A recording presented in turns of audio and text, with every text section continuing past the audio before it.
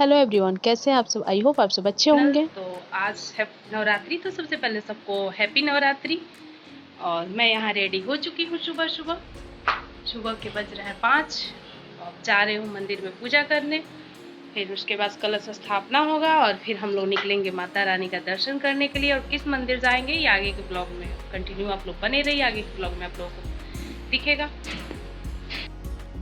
आ गई मैं अपने पूजा रूम में। तो यहाँ हमारे एक लड्डू गोपाल जी सोए हुए हैं मच्छरदानी में। तो उनको मैंने 3 बार ताली बजा के उनको हल्के हाथों से सहला के जगाया, क्योंकि मैं अपने लड्डू गोपाल को पर डे ऐसे ही जगाती हूँ। जो जल रखा था उसे मैंने हटा दिया और फिर सबसे पहले हम यहाँ पूजा रूम की सफाई कर लेते हैं। मेरे यहाँ नहाने से पहले पूजा रूम में एंट्री नहीं होती है, तो हम लोग नहा के जब रेडी हो जाते हैं पूजा करने के लिए, तो पूजा करने से पहले हम लोग सबसे पहले अपना पूजा रूम साफ कर लेते हैं, उसके बाद पूजा करते हैं। तो यहाँ कान्हा जी का आसनी, सारे भगवान जी लोग का आसनी तो लग गया था, बट कान्हा जी का नहीं लगा था। तो मैं कान्हा जी का वही आसनी लगाई और फिर गई तो जल लेके आई। सारे भगवान जी लोगों का अलग अलग भोग लगता है ना, इसलिए इतने सारे ग्लास है, तो एक एक ग्लास में जाके जल लाने से अच्छा रहता है कि एक बड़े बर्तन में जल लेके आ जाती हूँ और फिर सारे ग्लास में जल ले लेती हूँ। और जो जल बचता है उसी से मैं कान्हा जी को नहला देती हूँ। तो यहाँ मैंने जल ले लिया। अब मैं अपने लड्डू गोपाल जी को भी नहलाऊंगी। यहाँ नहलाने के बाद इनको वस्त्र पहना के हम इनके आसनी पे बैठा देंगे। यहाँ मम्मी भी नहा के मंदिर जा रही थी, बोली कि तुम पूजा कर लो, फिर मैं मंदिर से पूजा करके आऊँगी तो मैं पूजा करूँगी। तो उन्हीं से बात कर रही थी। लड्डू गोपाल जी को मैंने वस्त्र पहना के बैठा दिया। अब सारे भगवान जी लोगों का मैंने तिलक किया, माता रानी का भी किया। अभी माता रानी का यहाँ कलश बैठेगा, अखंड ज्योत जलेगा। मेरे यहाँ नवरात्रि में अखंड ज्योत 9 दिन जलते रहता है। दीदी करती हैं वो दुर्गा सप्तशती करती हैं, वही 9 दिन का नवरात्रि रहती हैं। तो जब मेरे बाद वो पूजा करेंगी तो वही दुर्गा जी का आसनी लगाएंगी कान्हा जी के बगल में ही और कलश स्थापना करेंगी। हमारे यहाँ मंदिर पे कलश स्थापना होता है, वहाँ पंडित जी कलश की स्थापना करते हैं, इसलिए घर पे नहीं होता है। 9 दिन का रहती हैं तो अपना छोटा मोटा थोड़ा सा कर लेती हैं। फिर मैंने सारे भगवान जी लोगों को तिलक लगाया, भोग लगाया और फिर यहाँ मैं धूप दीप जला रही थी। दीप आरती करने के बाद मैं भी थोड़ा सा पाठ करूंगी, हनुमान चालीसा, दुर्गा चालीसा और सुंदरकांड। मैं शुरू से ही दुर्गा चालीसा, हनुमान चालीसा और सुंदरकांड ही पढ़ती आई हूँ। नवरात्रि में हम लोग 9 दिन नवरात्रि में सुंदरकांड ही का पाठ करते थे। यहाँ मैंने आरती किया और उसके बाद मैं अपने लड्डू गोपाल जी का भी आरती करूंगी। सारे भगवान जी के साथ साथ मैंने अपने लड्डू गोपाल जी का भी आरती किया और फिर मैं बैठ गई अपना पाठ करने के लिए, क्योंकि पाठ करने के बाद हमें मंदिर में भी जाना है। मंदिर में पंडित जी 6:30 बजे तक आ चुके थे। मेरा पूजा करते करते 6:45 हो गया था।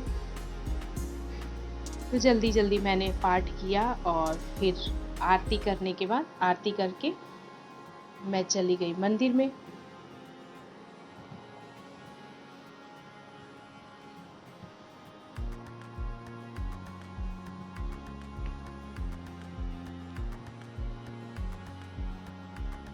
मेरा पूजा संपन्न हो गया और मैं आ गई मंदिर। यहाँ मंदिर में सिर्फ अभी मम्मी, पतिदेव, यही 2 लोग आए थे और दीदी भी आई थी। वो भी पूजा करने आई थी, सोची कि घर पे पूजा करने से पहले यहाँ मंदिर का पूजा कर ले, बट यहाँ अभी तो पंडित जी कलश बैठाए नहीं थे, अभी बेदी बना रहे थे। तो वो फिर चली गई कि घर का पूजा करके फिर आके मैं यहाँ करूँगी।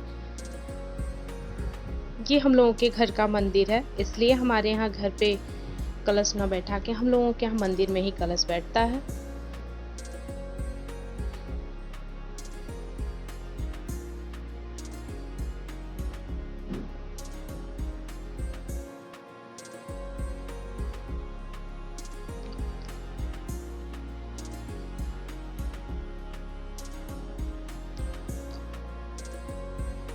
पंडित जी बोल दिए थे पतिदेव को जल लाने के लिए, तो जल लाने गए। तब तक मैं अंदर आई, तो मैं भी आई पूजा करने अंदर। सोची भगवान जी को जल चढ़ा, तो जल चढ़ाने आई तो देखी मेरे लड्डू गोपाल जी का काफी दिन से वस्त्र चेंज नहीं हुआ था, क्योंकि मैं आती व्रत की थी, काफी दिन से मंदिर नहीं आ पा रही थी, तबीयत थोड़ी सी अच्छी नहीं थी, सुबह सुबह नहीं आ पा रही थी, इसलिए उनका वस्त्र नहीं चेंज हो रहा था। तो आज मैंने वस्त्र भी चेंज कर लिया। फिर यहाँ पूजन शुरू हो गई थी।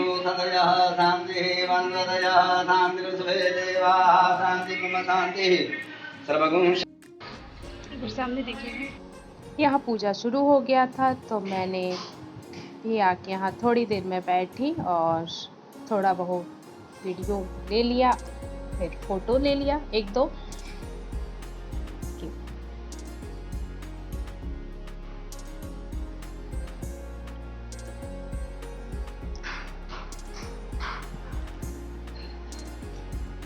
यहाँ मैं मम्मी से बोल रही थी कि मैं जा रही हूँ घर पे पंडित जी के लिए चाय और मूंगफली मखाना भूनने, क्योंकि पूजा में भी समय लगेगा। जब तक पंडित जी उठेंगे, उनको कहीं और भी जाना था, तो उससे पहले मैं रेडी कर देती हूँ।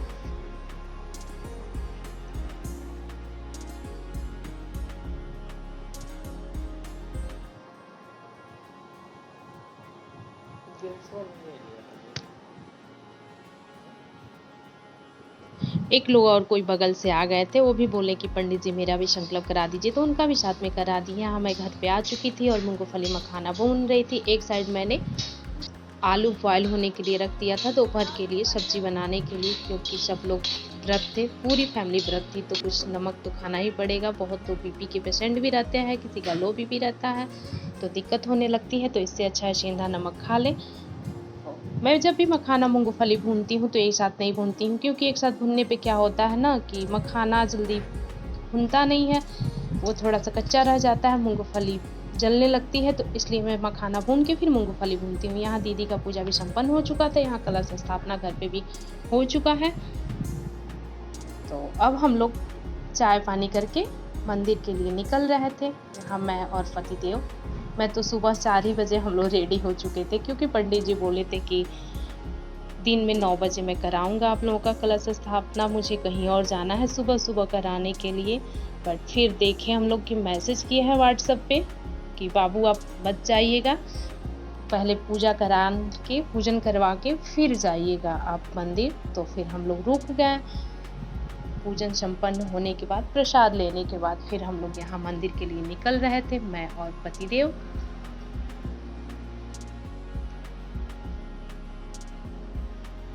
मैं किस मंदिर जा रही हूँ ये आगे के ब्लॉग में, वीडियो में आप लोग बने रहिए, आप लोगों को खुद पता चल जाएगा कि मैं कहाँ जा रही हूँ। वो मंदिर हम लोगों के घर से काफ़ी दूर है, लेकिन हमको वहाँ जाने के बाद बहुत अच्छा लगता है, इसलिए मैं जाती हूँ। हर नवरात्रि तो नहीं जा पाती, एक बार पहले गई थी और फिर इस बार जा रही हूँ। कोशिश रहता है कि हर बार जाऊँ, बट कोई ना कोई रीज़न आ जाता है। यहाँ एक तो घर पे लेट हुई, फिर यहाँ आने के बाद पता चला कि कोई ट्रेन आ रही है, तो क्रॉसिंग बंद था, तो फिर हम लोगों को यहाँ करीब 20 से 25 मिनट तक हम लोगों को धूप में रुकना पड़ा। आज का धूप क्या धूप था, जितनी तेज धूप थी उतनी ही तेज हवा भी थी आज। क्रॉसिंग खुलने के बाद फिर हम लोग निकल पड़े। जो भी हो, धूप था लेकिन बहुत अच्छा लग रहा था, हवा भी तेज थी।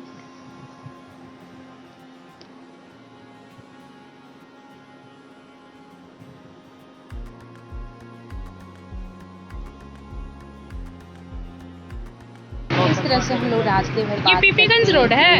अच्छा, दोनों लोग अब हम लोग आ गए हैं, हम लोग यानी पीपीगंज रोड पे आ गए ना। ये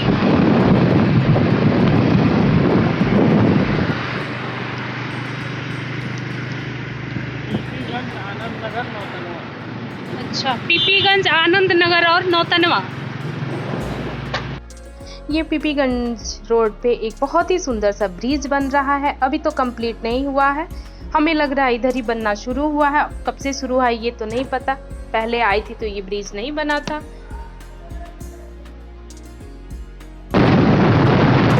तरीके से हम लोग आधे रास्ते तक बात करते करते आ ही गए हैं।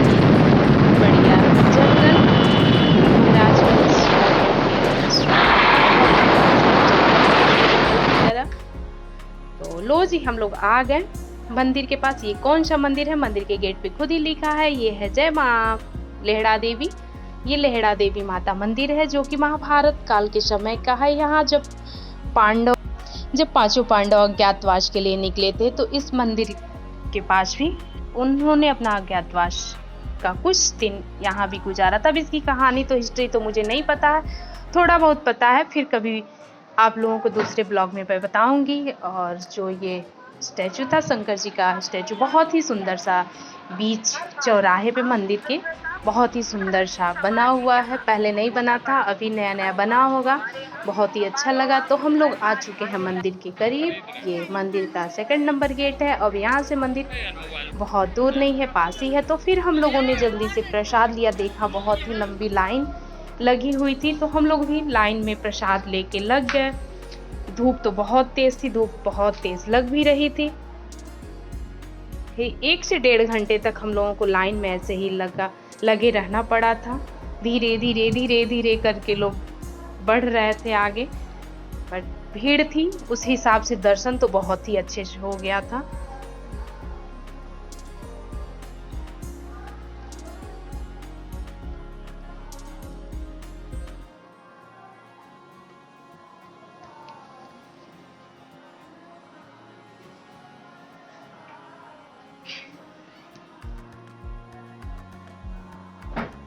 बहुत लंबी लाइन थी, आप लोग खुद ही देख सकते हैं कितनी लंबी लाइन थी। हमें लगता है 1 किलोमीटर पहले से ही लाइन लगी हुई है, बहुत लंबी लाइन लगी हुई थी। बहुत लंबी लाइन है ना, बहुत ज़्यादा। इस मंदिर में बहुत ही भीड़ लगता है। इस टाइम तो नवरात्रि है। एक बार और मैं गई थी, इससे पहले नवरात्रि नहीं था, फिर भी बहुत भीड़ थी। अब हम लोग मंदिर के करीब पहुंचने ही वाले हैं।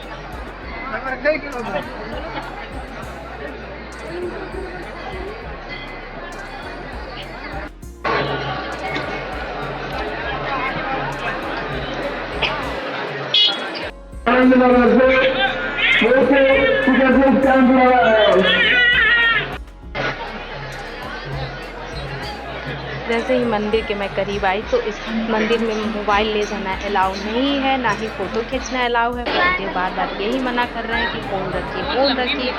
मैं बोल रही थी नहीं, थोड़ी देर और बना लेने दीजिए, सब लोग तो बना ही रहे हैं, सब लोग फोटो खींच रहे हैं तो मैं भी कर लेती हूँ। तो कह रहे थे अभी कोई डांट देगा। मैं बोली नहीं, इतने जल्दी कोई नहीं डांटेगा, क्योंकि जब कोई बोलेगा तो सबको बोलेगा ना, मुझे ही नहीं ना बोलेगा। इसलिए मैं थोड़ा बहुत वीडियो मंदिर के सामने से भी ले ली। हॉस्पिटल की तरफ से मुख्य तौर पर कैंप लगा हुआ है, जिसमें को कोई भी दिक्कत होती है वहाँ से दवा ले सकते हैं।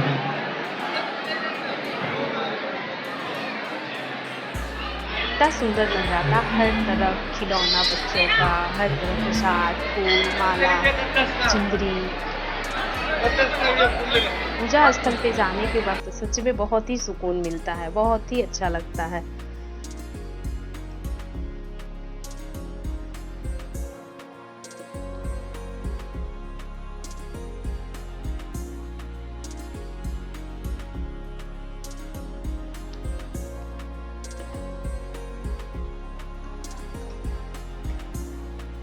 तो लो जी, हम लोग दर्शन कर चुके हैं और दर्शन करने के बाद मैंने माता जी का दर्शन किया। माता जी के सामने तो वीडियो या फोटो क्लिक करना मना था।